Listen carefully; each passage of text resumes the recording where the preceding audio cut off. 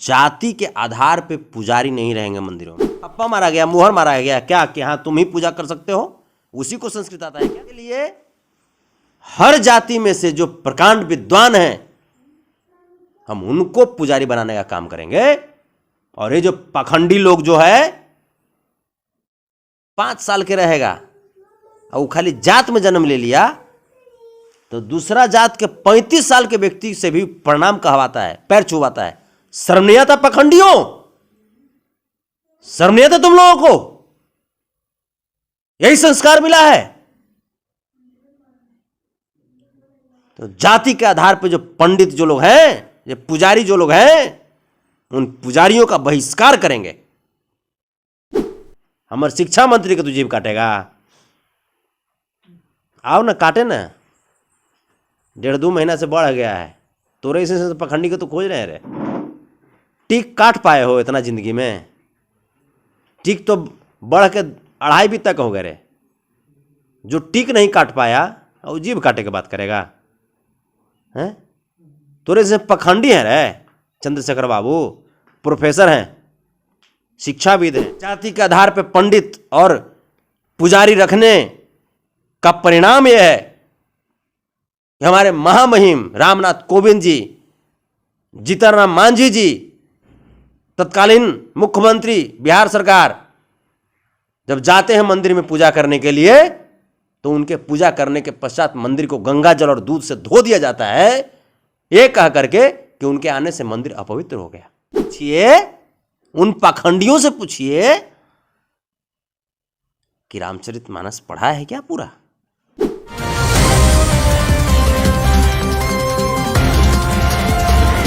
राम का नाम लेकर आज राजनीति रोटी सेक रहा है। शिक्षा मंत्री ने एक बयान दिया था कि उसमें जो ग्रंथ, कुछ ग्रंथ हैं जो गलत, इसको हटा देना चाहिए। इस पे पूरा विपक्ष एकजुट हो गया। विपक्ष छोड़िए, जो सरकार चला रही है उसी के कुछ दल के लोग भी विरोध कर रहे हैं। सर वो सब झंडी मुंडी पखंडी को उतना नोटिस हम लोग नहीं करते हैं सर। लेकिन पूरा बिहार में हाहाकार मचा हुआ है। लोगों में गलत मैसेज जा रहा है कि रामचरितमानस गलत है कि सही है। सर कभी भी कोई ग्रंथ गलत नहीं होता, लेकिन ग्रंथ को लिखने वाले जो लेखक हैं वो किस मानसिकता के साथ लिखे हैं। वो लिखने वाले हैं कौन? तुलसीदास दुबे। तुलसीदास जी ब्राह्मणे तो हैं जो रामचरितमानस लिखे। तो तुलसीदास जी लिखे तो जाहिर सी बात है कि स्वर्ण मानसिकता में वो पले बढ़े, तो जाहिर सी बात है कि बात तो वही लिखेंगे वो। रामचरितमानस में जो बातें, जो दोहा है जिससे तकलीफ है हम लोगों को, सबको तकलीफ होनी चाहिए, तो माननीय शिक्षा मंत्री जी ने रामचरितमानस का थोड़े विरोध किया है या श्री रामचंद्र जी का थोड़े विरोध किया है। श्री रामचंद्र जी का जो नीति, जो शबरी के घर जाकर के जूठा बेर खाना, हम तो उससे बहुत बड़ाई करते हैं ये चीज का।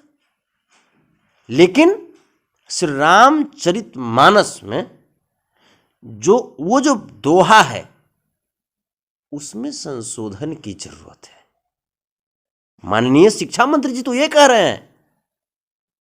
अच्छा, वो बहुत लोगों का कहना है कि वो आज उनको कहाँ से ये दिमाग खोला कि आज गलत बता रहे जब वो एक शिक्षा मंत्री बन गए, पहले कहीं नहीं बोले इसके बारे में? आप ये बताइए सर कि जैसे पहले नरेंद्र मोदी जी को, अमित शाह जी को कोई जानता था? पहले लोग तड़ीपार के रूप में अमित शाह जी को जानता था, लोग जानता था ना। पहले योगी आदित्यनाथ जी को जोगी भरथरी के रूप में जानता था लोग, है ना। तो जोगी भरथरी के रूप में जानता था, तो इनका स्टेटमेंट ऐसा तो नहीं था कि एकदम बिल्कुल मानना ही मानना है, जो बोल दिए सो। आज मुख्यमंत्री बने तब ना जी, तो आज उस लेवल पे प्रोफेसर चंद्रशेखर जी भी हैं जहां से उनको लगा, और शिक्षा मंत्री हैं, उस समाज को शिक्षित किए हैं।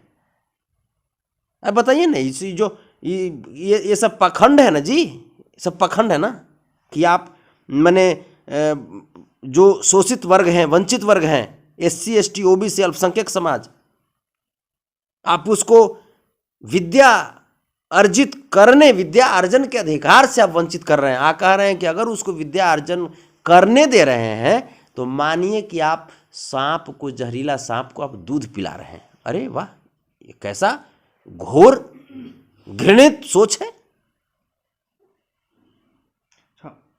ये चीज़ मानते कि नहीं मानते हैं कि पूरे भारत में ऐसे बहुत कम ही लोग होंगे जो रामचरितमानस पढ़ा भी होगा। क्या आप पढ़े हैं? बिल्कुल पढ़े हैं। पूरा अध्ययन है, जितना कितने श्लोक उसमें, कितना पेज का बुक है? नहीं, हम पूरा नहीं पढ़े हैं, लेकिन पढ़े हैं। उससे पूछिए जो रामचरितमानस में इन दोहों के खंडन करने के बाद जो माननीय शिक्षा मंत्री जी का विरोध कर रहा है, उससे पूछिए, उन पाखंडियों से पूछिए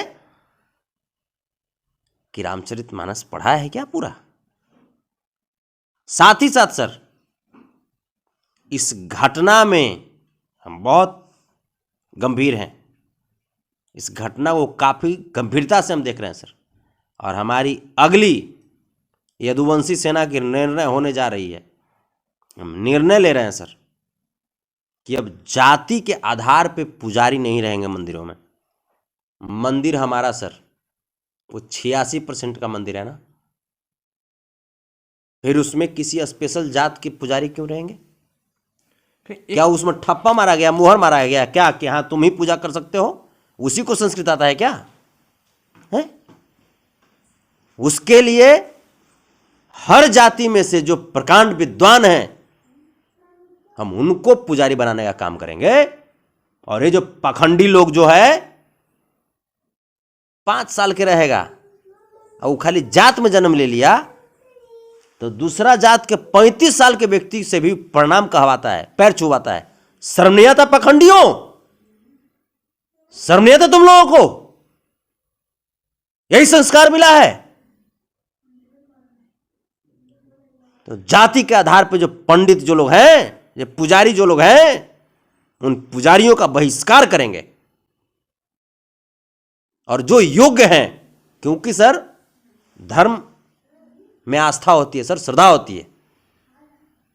पुजारी, शिक्षक बहुत बड़े स्थान रखते हैं सर जीवन में। अध्यात्म की बात है सर।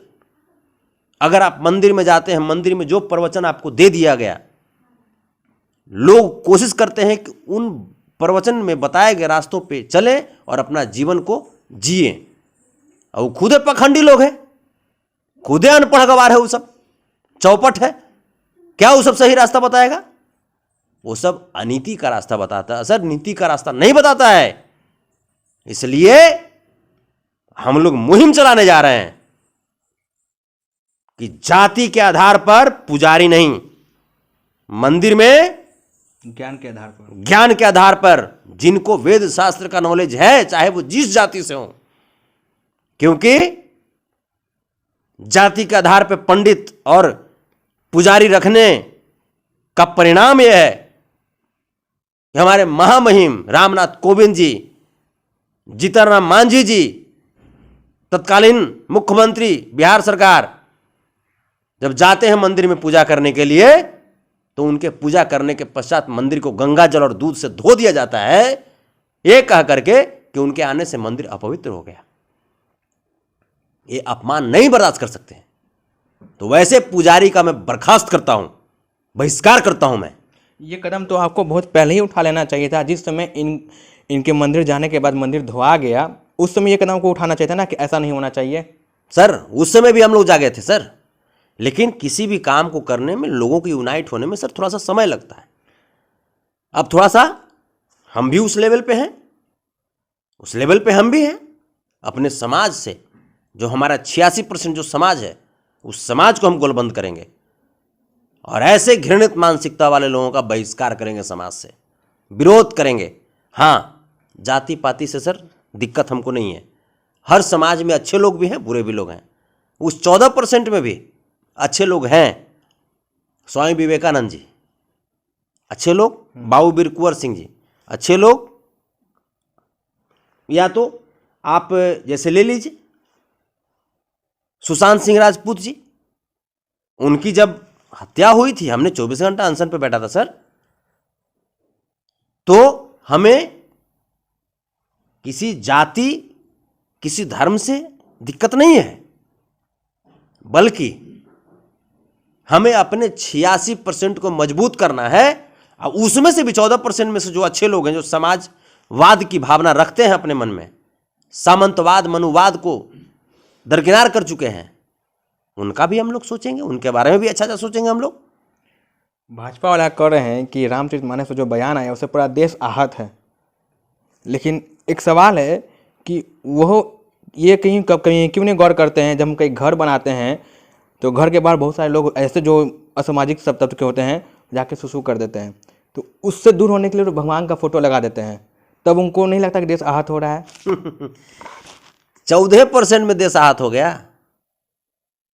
14% की आबादी को खुश रखना है कि 86% को खुश रखना है? 86%। देश तो 86% से चल रहा है ना सर। लेकिन ये लोग अहम पदों पे, आप न्यायिक प्रणाली में सर चले जाइए, वहां पे सर आज भी रिजर्व कर दिया है लोग। कितना परसेंट ओबीसी एससी एसटी समाज और अल्पसंख्यक समाज के लोग सर न्यायिक प्रणाली में है सर? कितना परसेंट जज है? मैं पूछता हूं आपसे सर। सही बात है। 5% भी नहीं है सर, 95% कब्जा उन लोगों का किया हुआ है। वहां पे भी हम लोग धक्का मारेंगे, उस दीवार को भी तोड़ेंगे जो जातिगत और भेदभाव का नजर का चश्मा जो है ना, वो पहन करके समाज को देखती है और उससे समाज को चलाती है। उस दीवार को भी ढाना है सर। मेरा मानना है रामचरितमानस पे जो भी बात हो रही है वो एक पॉलिटिकल स्टंट है। अगर हम एजुकेशन सिस्टम में बात करें, अगर हर लोग एजुकेट हो जाएं तो ये रामचरितमानस क्या है किसी को कोई फर्क ही नहीं पड़ता। क्योंकि आप किसी भी कॉलेज में चल जाएं, किसी भी युवा से पूछ लीजिएगा क्या रामचरितमानस पढ़ा है, क्या उसको कुछ पता है, कोई ना बोलेगा। किसी को मतलब ही नहीं है। लोग को ये मतलब है कि हम अपने सिलेबस को कंप्लीट करें, हम अपना फ्यूचर बनाएं। लेकिन ये पॉलिटिकल स्टंट है, लोगों को गलत मैसेज दिया जा रहा है। इस पर क्या कहेंगे सर? बीजेपी आरएसएस के पास कुछ नहीं है सर 2024 के लिए। फिर से धर्म, अब फिर से पाकिस्तान उसको नजर आएगा, फिर से पाकिस्तान नजर आएगा। पुलवामा में क्या हुआ था, उसके आधार पर ये लोग लड़ा था 19। फिर 24 जो है, फिर देखिएगा कुछ ना कुछ करेगा सर, ये लोग ऐसे ही करेगा। लेकिन हम लोग सतर्क हैं। हम लोग कह रहा था कि बिहार में रोजगार नहीं है, नौकरी की व्यवस्था नहीं है, पैसा नहीं है बिहार में।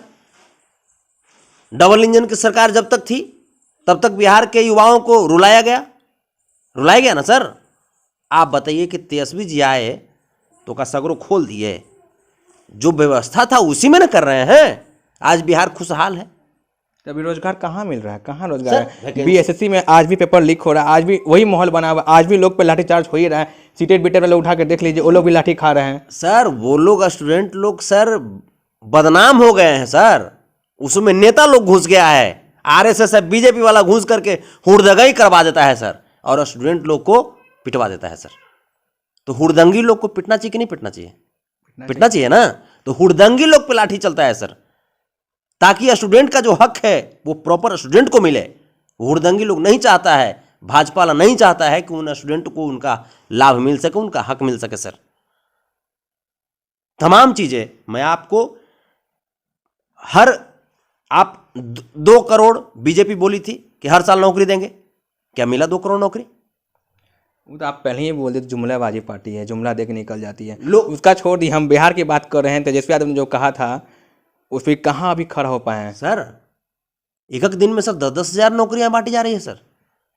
एक दिन में सर 10-10 हज़ार नौकरियां बांटी जा रही है सर। भाजपा वाला कहते हैं कि वो हम पहले से प्लान कर शेड्यूल जो किए थे ना, उसी को कर दे रहे हैं, नियुक्ति कर दे रहे हैं। अभी बिहार पुलिस में जो नियुक्ति पत्र बटा था, भाजपा ने उसको प्रतिनियुक्ति पत्र बोले थे सर। वो लोग प्लानिंग, सही बात है, प्लानिंग तो भाजपा का ही था, लेकिन प्लानिंग भाजपा का था, उसमें तमाम जितना भी सवर्ण समाज के लोग थे उनका लिस्ट बना हुआ था कि इसको मिलेगा।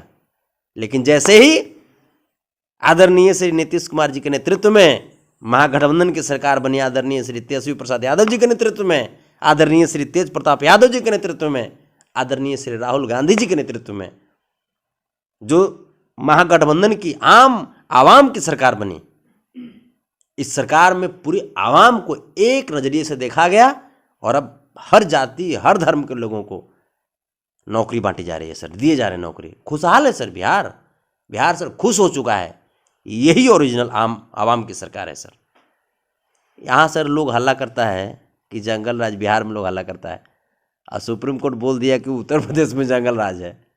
ये लोग को शर्मो लगता है सर, लाज शर्म सब धो के सब पी गया है सब। उत्तर प्रदेश से एक बात याद आया, यूपी में राम मंदिर बन रहा है, आपको भी पता है, उससे कनेक्टिविटी बहुत सारे रोड हैं। तो यूपी में एक ऐसा जगह है जहाँ पे लगभग कई सौ घर होंगे जिनको तोड़ दिया गया है बस इसलिए कि राम मंदिर जाने का रास्ता आसान हो जाए। तो मेरा हम सवाल ये है कि क्या राम जी बोले थे कि मेरे पास लोग आने के लिए सुविधा चाहिए? अरे ये लोग राम जी के नाम पर बिजनेस कर रहा है सर। ऐसे ही लाल कृष्ण आडवाणी जी आए थे राम जी के नाम पर बिजनेस करने के लिए, तो गरीबों के नेता परम आदरणीय लालू प्रसाद यादव जी उनके रथ को रोक दिए थे कि यहाँ दंगा फसाद नहीं होगा बिहार में, क्योंकि परम आदरणीय लालू प्रसाद यादव जी का स्टेटमेंट है कि जितनी जान की कीमत एक प्रधानमंत्री का है उतनी ही जान की कीमत एक आम इंसान का है। क्योंकि प्रधानमंत्री बनाता कौन है सर? आम इंसान। आम इंसान ना सर, आम पब्लिक ना। तो आम पब्लिक से वोट लेकर के आप मंत्री बन जाओगे, सांसद बन जाओगे, और उसके बाद आम इंसान को कुचलोगे, तो ये नहीं चलेगा। और हम पूरी तरीके से खड़े हैं चंद्रशेखर बाबू के साथ।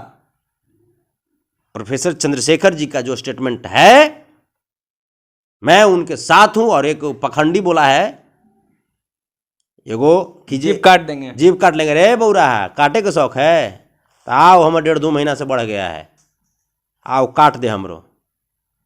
1.5-2 महीना में थोड़ा सा बढ़ गया, 1.5-2 महीने से नहीं काटे हैं, आओ काटे के शौक है।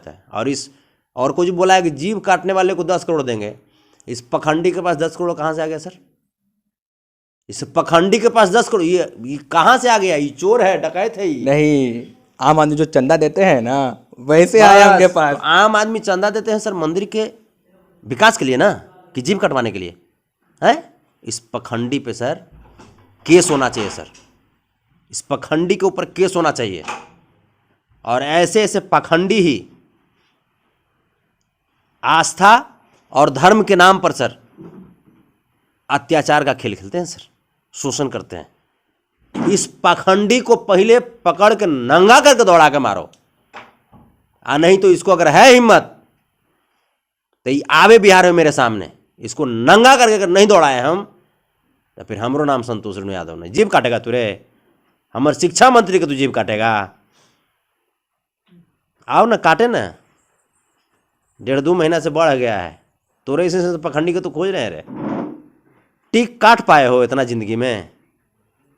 टिक तो बढ़ के 2.5 भी तक हो गए रे। जो टिक नहीं काट पाया वो जीभ काटे के बात करेगा? हैं? तोरे से पखंडी हैं रे चंद्रशेखर बाबू। प्रोफेसर हैं, शिक्षाविद हैं, विद्वान हैं, पखंडी कहीं का। उसमें जो उनके साथ भी हैं, बुरा कब लगता है ना जब आपके अपने भाई आपके विरोध कर दें। तो आरजेडी और जेडीयू भी गठबंधन में है और जेडीयू के कुछ लोग विरोध कर रहे हैं शिक्षा मंत्री का। देखिए वो हमारा आपसी मैटर है सर, आपस में हम कितने ढंढनाइत रहे। एक में तो कहा कि तिसरका बाजी मार लेगा। मैसेज तो समाज में जा रहा है ना। आपस में हम लोग अपना खेलते हैं, चुटकुला खेलते हैं। चुटकुला खेल दिए, हम भी हल्का बोल देता आप भी खुश, आप बोल देता हम खुश। वो चुटकुला सर, ताकि हम लोग सोचते हैं कि ऐसे बोलें ताकि बीजेपी वाला सोचे कि फूट गया ही दोनों। आप लोग आपस में खेल रहे हैं कि लोग सोचे कि लोग को बेवकूफ़ बना रहे हैं। नहीं, बीजेपी वाला को बेवकूफ़ बना रहे हैं। ये सर भयंकर बुड़बक है, भयंकर बुड़बक है। यही चीज़ तो हम लोग करते हैं जान के। तो चलिए, हमारे साथ संतोष रेणु जी हैं। उन्होंने साफ तौर पे कहा है कि जो हमारे शिक्षा मंत्री का जीभ काटने वाला है, अगर हिम्मत है तो मेरे पास आओ। मैं आगे कुछ नहीं बोलूँगा, आपको यहीं पे छोड़ कर जाऊँगा। तब तक आप देख रहे हैं दस्तक बिहार।